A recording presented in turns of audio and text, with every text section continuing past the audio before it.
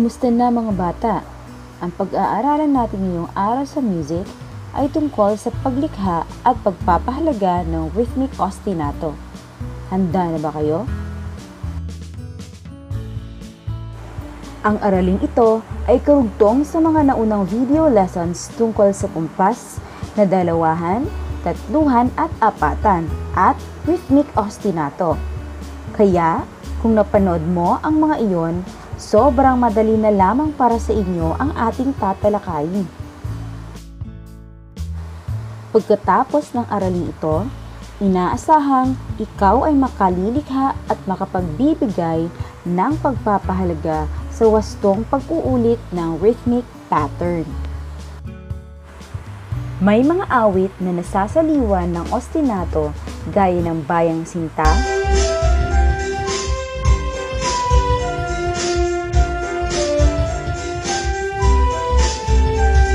Leron-Leron Sinta, Leron-leron sinta, buko ng papaya, dala-dala'y puslo.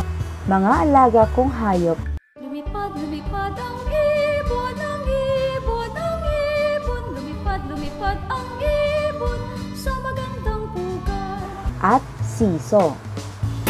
Seesaw up and down in the sky and on the ground.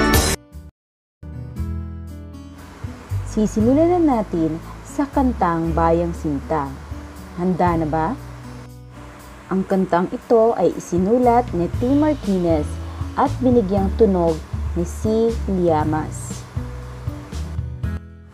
Aking sinisintang bayan, bayang sagana sa araw, lupa itong kinagisnan, dito ako mabubuhay.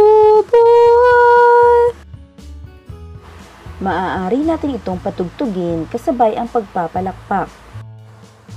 Ang 8th note ay mayroong kalahating kumpas. Kapag ipagsasama natin ang dalawang 8th note, ay magkakaroon ito ng dalawang maiiksing kumpas, kagaya nito.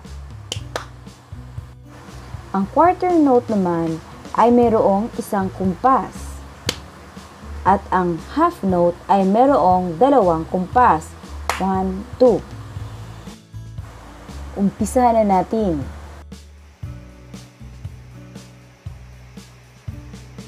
Aking sinisintang bayan, bayang sagana sa araw, lupa itong kinagisnan, dito ako mabubuhay.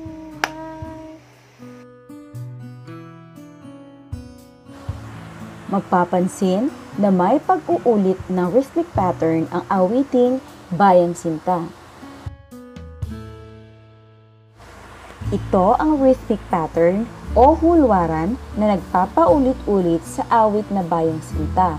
Tingnan ninyong mabuti ang binilugan ko na kulay pula. Ang unang dalawang sukat ay mayroong isang quarter note, sinundan ng dalawang 8th note, sinundan ng 4 na quarter note, at sinundan ng isang half note. Ganun din ang pangatlo at ang pang-4 na sukat. Kagaya ng sa una at sa pangalawa, meron din itong quarter note, dalawang magkasunod na 8th note, 4 na magkasunod na quarter note, at isang half note. Kaya ang tawag natin dito ay ostinato. Sa pangalawang staff naman ay magkapareho din ang una at pangalawang sukat sa pangatlo at pangalawang sukat. Meron silang quarter note, dalawang 8th note, isang quarter note na may tuldok, isang 8th note, dalawang quarter note na magkasunuran at isang half note. Kagaya din ng pangatlo at pang-4 na sukat. Ito rin ay tinatawag na ostinato. Ang dalawang hulwaran na iyan o rhythmic pattern ay magkapareho. Ibig sabihin, yan ay ostinato sa kantang Bayang Sinta. Sa music score na ito, makikita natin na ito ay tinatawag na rhythmic ostinato dahil ang patterns na 4 na magkasunod na quarter notes ay inuulit, kaya tinatawag nating rhythmic ostinato. Upang hindi na paulit-ulit ang pagsusulat ng rhythmic ostinato, ginagamitan natin ito ng repeated mark. Itong dalawang simbolong ito ay tinatawag nating repeated mark. Ibig sabihin, uulitin ang isang rhythmic pattern upang makabuo ng rhythmic ostinato. Pakinggan ang tulang Ang Aking Tuta kasama ang palakpak. Ang aking tuta ay mataba, buntot ay mahaba, maano ang mukha. Tingnan naman natin ang tulang ito. Ano ang iyong napansin sa rhythmic pattern na tungkol sa tuta? Tama, bawat kumpas ay magkaiba ng pattern. Nauulit ba ang rhythmic pattern? Sa tulang ito ay hindi inuulit ang rhythmic pattern. Kaya, ibig sabihin ito ay walang ostinato sa ating tula.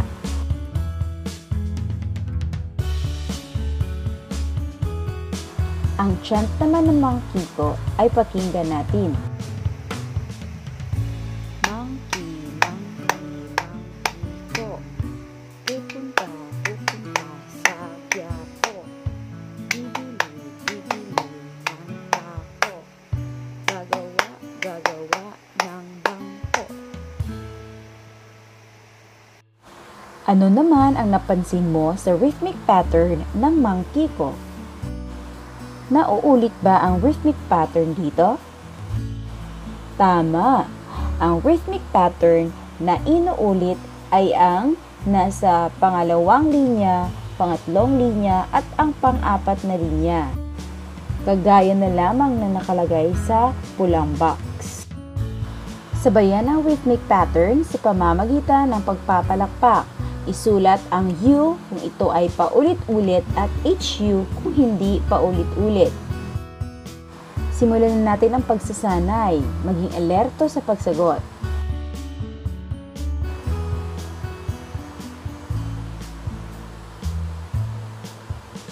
Number 1. U or HU? HU. Walang inuulit or hindi inuulit. Number 2.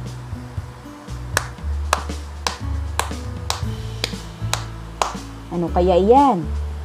U. Inuulit. Tama. Number 3. Ano kaya? Tama. Inuulit. Next, number 4.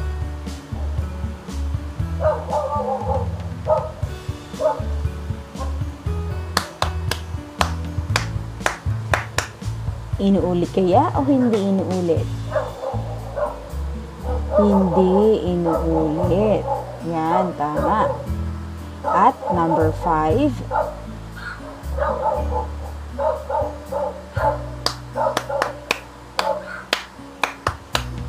Ano kaya?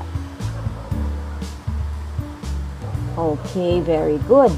Inuulit. Gamit ang huluwarang nasa baba, subukan nating ipalakpak ito at gamitin na natin ang ostinato. Ibig sabihin, uulitin natin ito. Pakinggang mabuti.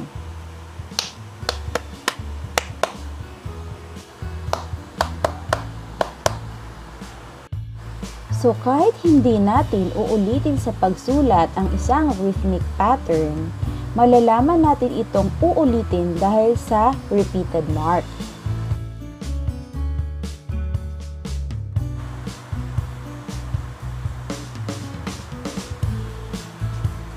Mayroong ganitong simbolo sa simula at pagkatapos ng huluwaran. Ang tawag dito ay repeat mark na nangangahulugang uulitin ang huluwaran. Ginagamit ang simbolo na ito upang ipahiwatig ang pag-uulit ng saliw sa awit. Ang ostinato ay paulit-ulit na rhythmic patterns na ginagamit sa pansaliw sa awit, kaya nararapat na lagyan ng repeat mark ang hulwaran, kagaya na lamang ng nasa larawang ito. Pag may nakita ka dalawang linya sa dulo ng ating staff, ibig sabihin ay uulitin or mayroon tayong rhythmic ostinato.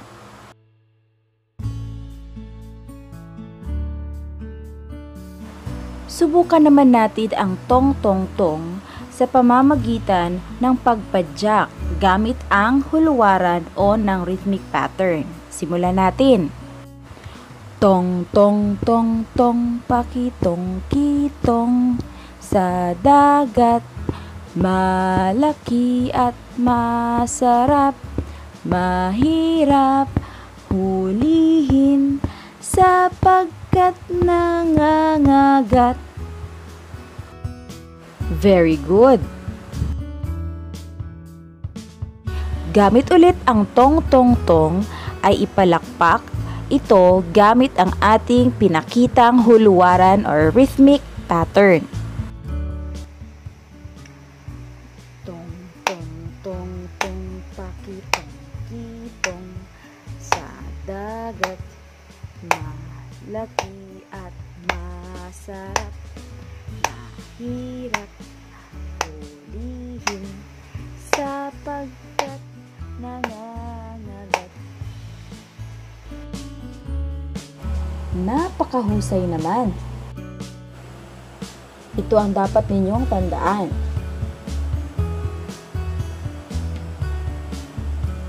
Ang paulit-ulit na rhythmic patterns na ginagamit na pansaliw sa mga awit ay tinatawag na rhythmic ostinato. Kalimitan ay tinutugtog ito gamit ang mga instrumentong panritmo tulad ng drums, woodblocks, castanets, triangles, and rhythmic sticks. Ngayon, kumuha ng isang buong papel at sagutan ang ating mga katanungan tungkol sa ating rhythmic ostinato. Isagawa ang rhythmic pattern o hulwaran sa pamamagitan ng pagpadyak. Isulat ang O kung may ostinato at WO kung walang ostinato. Simulan nyo na!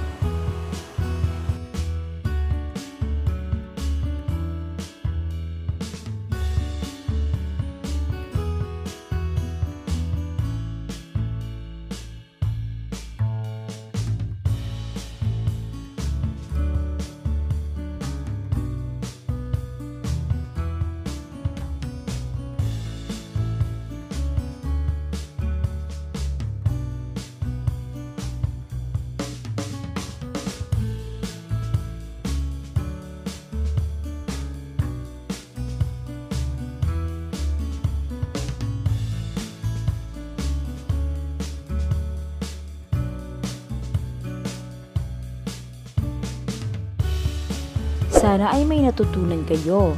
Huwag kalimutang mag-subscribe, mag-click ng bell button, mag-share, like, and comment para sa inyong mga suggestions.